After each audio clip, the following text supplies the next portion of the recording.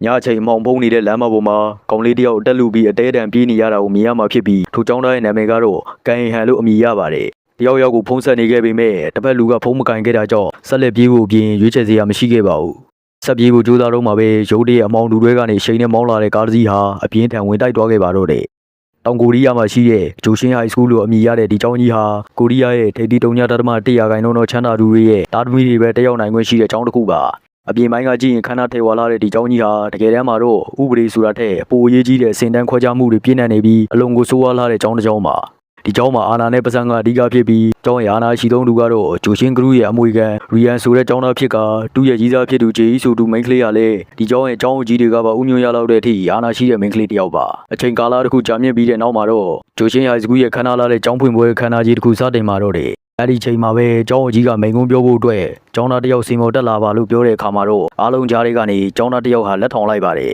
ထိုကျောင်းသားကတော့အခုနေ့မှကျောင်းကိုစပြီးပြောင်းလာခဲ့တဲ့ခံအားလို့အမည်ရတဲ့ကျောင်းသားတစ်ယောက်ပဲဖြစ်ပါတယ်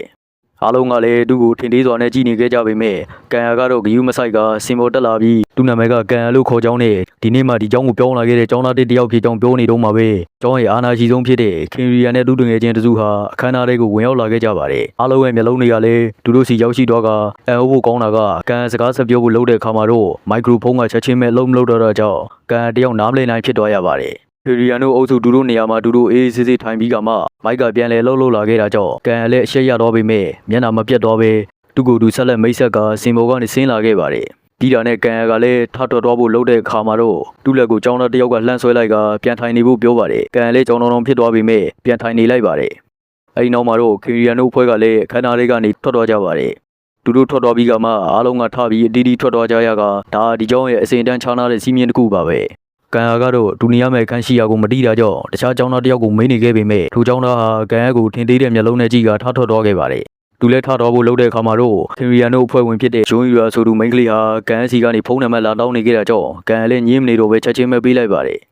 အဲ့ဒီနောက်မှာတော့ကန်ယာဟာကျောင်းထဲကစာတင်ခန်းတစ်ခုစီဝင်ရောက်လာကဒီကျောင်းကစာတင်ခန်းကဒူထင်ထားတဲ့တောင်ပို့ပြီးခန်းနာနေတယ်ဆိုကခုံတစ်ခုံမှာအကျနာဝင်ထိုင်မှုလုပ်နေတော့မှပဲဆီယာမတယောက်ရောက်လာကဒီခန်းကနေနဲ့မတက်ဆိုင်ဘူးဆိုတာကြောင့်ကန်လည်းနားမလည်နိုင်ဖြစ်သွားရကအဲ့ဒါဆိုကျွန်တော်နေရမယ့်အခန်းကဗမာတုံးလို့မေးလိုက်ပြီးဆီယာမညွန်ပြရအခန်းရှိရောက်ရှိလာခဲ့ပါတယ်အခန်းထဲရောက်ပြန်တော့လေသူ့ကိုအားလုံးကထင်သေးစွာနဲ့ကြည့်နေကြပြီးသူထိုင်မှုလုပ်တဲ့ခုံတိုင်းမှာလူရှိတယ်ဆိုကနောက်ကခုံတစ်ခုံမှာထိုင်မှုလုပ်ပြန်တော့လ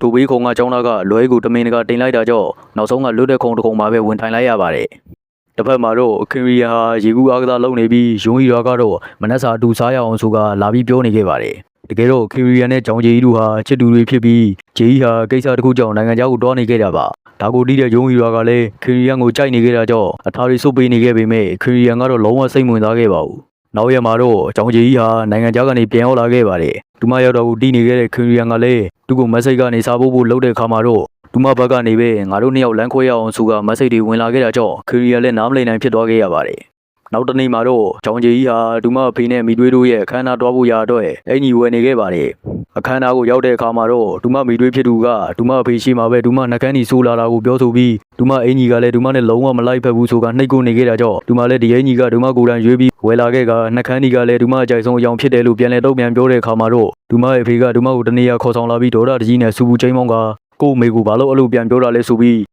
းသူမနှကန်းကြီးကိုလက်နဲ့ဖျက်လိုက်ပြီးအင်ကြီးကိုလည်းနောက်ဒီလိုအင်ကြီးမျိုးဘယ်တော့မှမွေးရဘူးဆိုကထွက်သွားခဲ့ပါတယ်သူမလည်းချက်ချင်းပဲထွက်လာပြီးသူမကိုယ်တိုင်ဝယ်ထားတဲ့အင်ကြီးကိုချွတ်ပြီးလွှတ်ပစ်လိုက်ကစိတ်ညင်းနဲ့လမ်းလျှောက်လာခဲ့ပါတယ်တနေရာမှာတော့ကန်ဟာဒီကျောင်းနဲ့ပတ်သက်တဲ့အချက်လက်တွေကိုလိုက်လံရှာဖွေနေခဲ့ပါတယ်အဲ့ဒီချိန်မှာပဲကြောင်ကြီးရောက်လာကသူနဲ့မလန်းမကန်းမှာဆေးလိပ်တောက်နေခဲ့ပါတယ်ကြောင်ကြီးကိုမြင်တော့ကန်ကလည်းလန့်သွားခဲ့ပေမဲ့ဒီချာကြည့်လိုက်တော့သူ့မှာအပေါ်အင်ကြီးမပါတာကြောင့်သူလည်းသူမနာကိုတော့ကမိန်းကလေးတယောက်ကအဲ့လိုမလေးတင်ဘူးဆိုပြီးသူ့ရဲ့လေကတိုင်းကိုထုတ်ပေးကဒါလေးချိတ်သွားဆိုတဲ့ကောင်ကြောင့်ဂျေကြီးလည်းဒေါ်ထွက်ပြီးနေအင်ကြီးချုပ်ပေးပါလားဆိုကပြောလိုက်တဲ့အခါအပေါ်အင်ကြီးမပါရင်ရှက်လို့မနေတတ်ဘူးဘာညာနဲ့အမျိုးမျိုးပြောနေတဲ့ကောင်ကြောင့်နင်ကယောက်ျားပဲမပေးချင်လဲနေဖို့ဆိုကစိတ်ပြည့်ပြည့်နဲ့ထွက်သွားတော့မယ်ခါမှာတော့သူအင်ကြီးကိုချုပ်ပေးမယ်ဆိုတဲ့အတွက်နောက်ကိုပြန်လဲကြည့်ကကန်ရဲ့ခန္ဓာကိုယ်ကိုမိမ့်မသားပြီးပြီးပဲတေချာကြည့်နေခဲ့တာကြောင့်ကန်လည်းအင်ကြီးကိုအမြန်လိုက်ပေးပြီးကြောင်ကြီးထွက်တော့ကမှရှက်လိုက်တာဆိုကသူကလည်းသူပြောနေခဲ့ပါတယ်တစ်ဖက်မှာလည်းယိုးရီရာနဲ့ဂျင်းဦးတို့ဟာခင်ရီယာနဲ့ကြောင်ကြီးတို့အလာကိုစောင့်နေကြပါတယ်ဂျီဟာနိုင်ငံခြားကပြန်ရောက်လာကြတဲ့ကဂျီနဲ့ခင်ရီယာတို့ရဲ့ဆက်ဆံရေးကအရင်လိုအစီအမပြေဖြစ်နေတာကိုတူတူလက်တိနေခဲ့ကြပါတယ်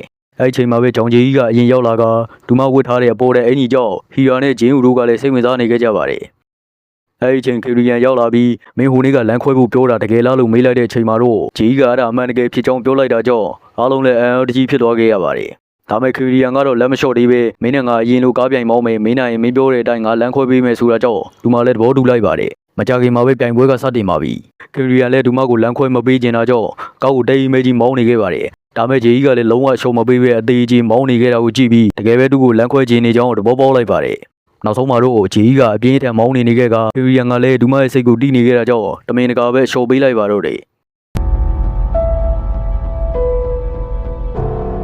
နောက်တနေ့ကျောင်းထဲရောက်တဲ့အခါမှာတော့ကန်ဟာဂျီကိုနှုတ်ဆက်နေပေမဲ့ဂျီကတော့မတိကျအောင်ဆောင်လိုက်ပါတယ်အကြောင်းကတော့ခရီးရန်ရှိနေတာကြောင့်ပဲဖြစ်ပါတယ်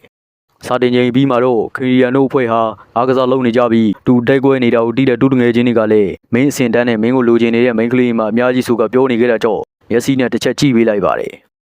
အဲ့ဒီချိန်ကန်တယောက်တူနောက်ကိုရောက်လာတဲ့အခါမှာပဲအခြားအစင်းနိုင်ကျောင်းသားတွေကငါတို့နဲ့ခဏလိုက်ခဲ့အောင်ဆိုကခေါ်သွားခဲ့ပါတယ်အခန်းထဲရောက်မှာတော့ထိုအစင်းနဲ့ကျောင်းသားတွေဟာဒီကျောင်းကအစင်တန်းဆိုတာလေကတိုင်ကိုကြည့်ပြီးခွဲတာဖြစ်ကြောင်းနဲ့အနီရောင်ဆိုရင်အစင်တန်းမြင့်ကျောင်းသားဖြစ်ကအပြာရောင်ဆိုရင်တော့သူတို့လိုအစင်းနဲ့ကျောင်းသားဖြစ်ကြောင်းကိုပြောပြနေကကန်ကိုလည်းခရီးရန်တို့နဲ့မရောဘူးနဲ့အရင်တုန်းကလည်းအခြားအစင်းနဲ့ကျောင်းသားတယောက်ဟာသူတို့ကိုမထီမဲ့မြင်ပြုခဲ့တာကြောင့်သူတို့လက်ချက်နဲ့ပဲတည်ဆုံခဲ့ရတယ်ဆိုက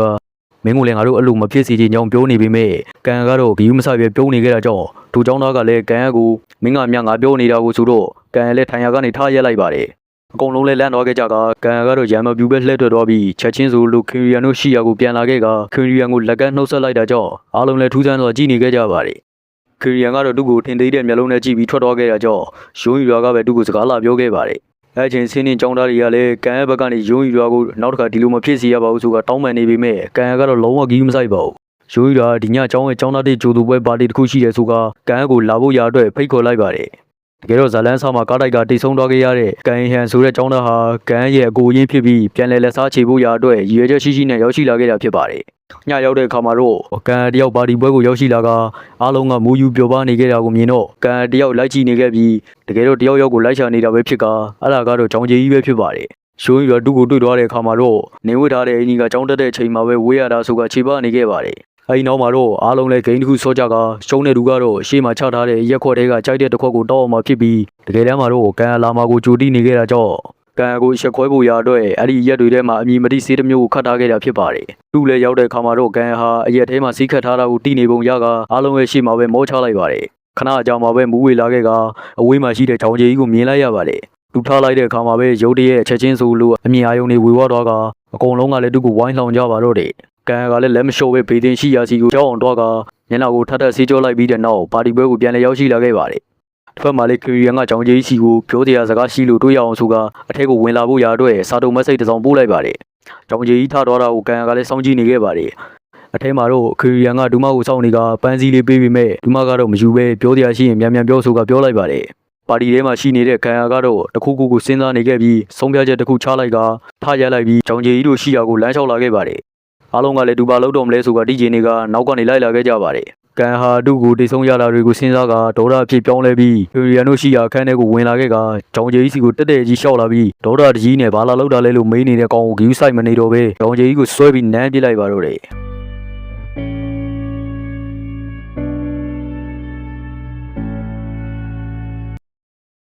အားလုံးကအန်းတင်တော့ကကြည်နေခဲ့ကြပေမဲ့ရှိုးရွာကတော့တစ်ချက်ပြုံးလိုက်ပါတယ်ကစားပွဲကအခုမှစတင်တာပါဒီနေရာလေးမှာပဲအပိုင်းတစ်ကပြီးဆုံးသွားခဲ့ပါတယ်